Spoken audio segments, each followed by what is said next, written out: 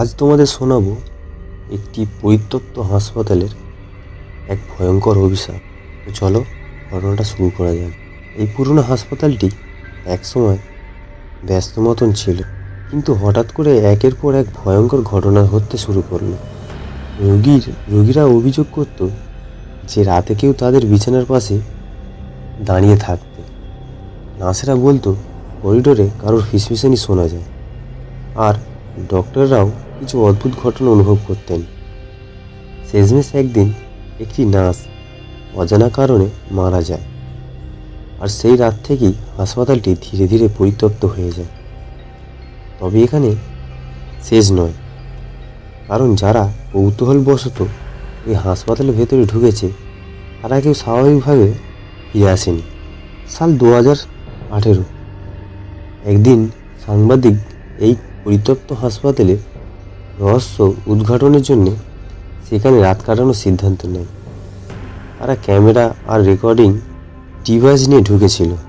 প্রথমে সব কিছু স্বাভাবিক ছিল, তবে রাত বাড়ার সাথে সাথে অদ্ভুত ঘটনা ঘটতে শুরু করলো। তাদের ক্যামেরার ব্যাটারি হুট করে ডেড হয়ে গেল। একজন সাংবাদিক তো অনুভব করলো যেন কেউ তাদের কাঁধে হাত রাখলো, কিন্তু পেছনে কেউ ছিল না। একটা স্ট্রেচার নিজে থেকেই করিডোরে ঘুরতে লাগলো। দূরে অপারেশন থিয়েটারে দরজা জোরে বন্ধ হয়ে গেল, অথচ সেখানে কোনো আওয়াজ ছিল না।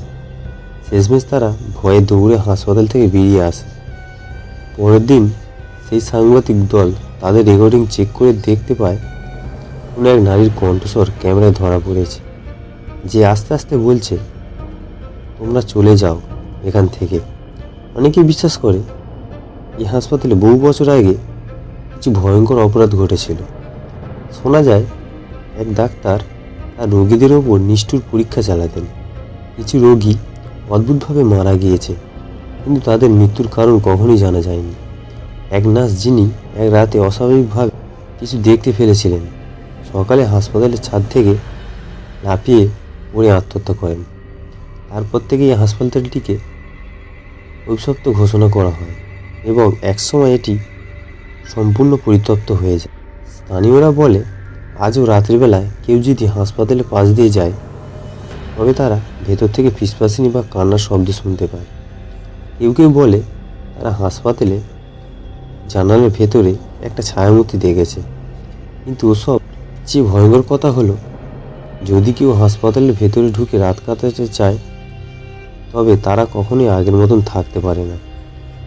তাহলে কি সত্যি এই হাসপাতালটি অভিশপ্ত, নাকি এটা শুধুই মানুষের কল্পনা?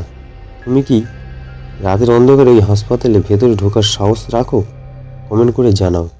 আর ঘটনাটা যদি ভালো লাগে, লাইক, কমেন্ট আর সাবস্ক্রাইব করতে ভুলবেন না।